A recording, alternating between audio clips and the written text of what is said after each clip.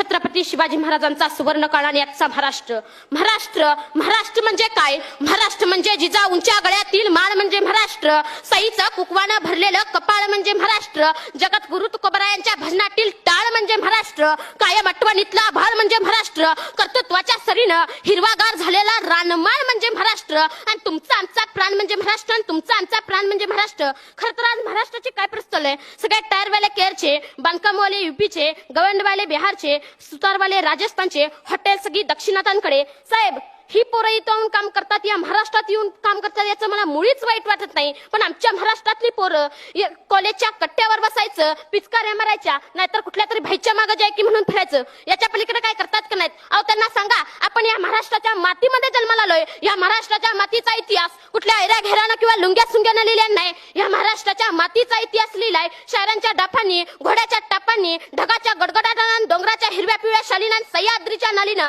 सुकानं मरतं म्हणून घोडकिंडीची पावन खिंड करणारा बाजी प्रभू काय? मानेवरती तीक्ष्ण डोका असताना देखील बचेंगे तो और भिडेंगे म्हणा दत्ताजी शिंदे काय? या महाराष्ट्राच्या मातीसाठी लढणारा तानाजी मालुसरे काय? या महाराष्ट्राच्या मातीमध्ये शत्रूला पाण्यामध्ये दिसणारे संताजी धनाजी काय? हा तर महाराष्ट्राच्या मातीचा इतिहास आहे.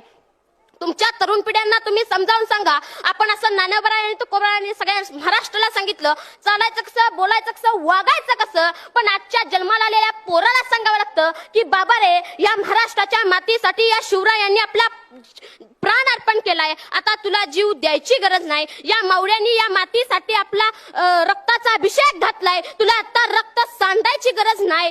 पण या मावळ्यांनी जे बलिदान दिले, ती बलिदानाची जाणीव आपल्याला ठेवायला पाहिजे. आणि बलिदानाची जाणीव ठेवण्याचे मार्ग कोणते? छत्रपती शिवाजी महाराजांनी संभाजी महाराजांना डोक्यावरती घेऊन मिरवणं असं मला वाटत नाही. तर या महापुरुषांना डोक्यावरती घेऊन मिरवण्याआधी त्यांना हृदयात मिरवावे लागेल. आज इथं किती आईबाप आहेत ज्यांनी आपल्या पोरांना सांगितलं घाबरायचं नाही, लढायचं. शिवाजीराजे बघ, संभाजीराजे बघ, आयुष्यात कितीतरी संकटे आली, पण पहाडासारखा पोलादी पुरुष आयुष्यात येणाऱ्या संकटापुढे आपली छाती काढून उभा राहिला.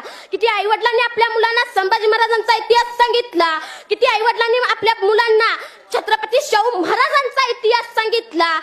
जगात असा एकमेव राजा होऊन गेला की ज्याच्या दरबारात एकही नृत्यांगना नाचलेली नाही.